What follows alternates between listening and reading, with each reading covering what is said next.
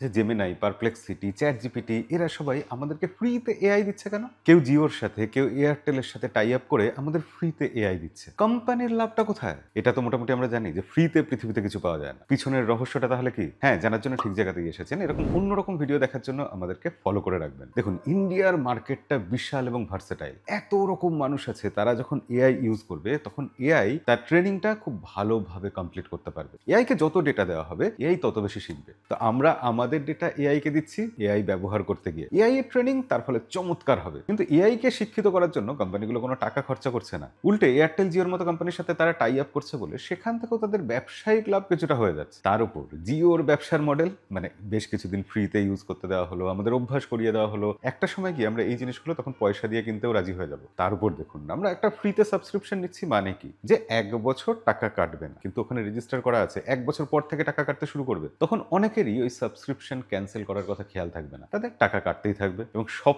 থেকে বড় কথা, এইসব কোম্পানিগুলো যে এআই মডেল আমাদের ইউজ করতে দিচ্ছে সেগুলো কিছুটা ব্যাকডেটেড। সেগুলো ফ্রিতে দিলে কোম্পানির খুব একটা লস নেই। যে মডেলগুলো একদম লেটেস্ট, সব থেকে ভালো, সেগুলো কিন্তু ব্যবহার করতে দিচ্ছে না তারা আমাদের। সেগুলো পেড ভার্সন, সেগুলো ব্যবহার করতে হলে পয়সা খরচা করতে হবে। কি তাহলে আপনি একমত তো? ফ্রির জিনিস কখনো ফ্রি হয় না, আমাদের দাম দিতে হচ্ছে, তবে অন্য রকম ভাবে। এই ব্যাপারে আপনার কি মতামত কমেন্টে লিখে জানাবেন। আর এরকম ভিডিও দেখার জন্য আমাদেরকে ফলো করে রাখবেন।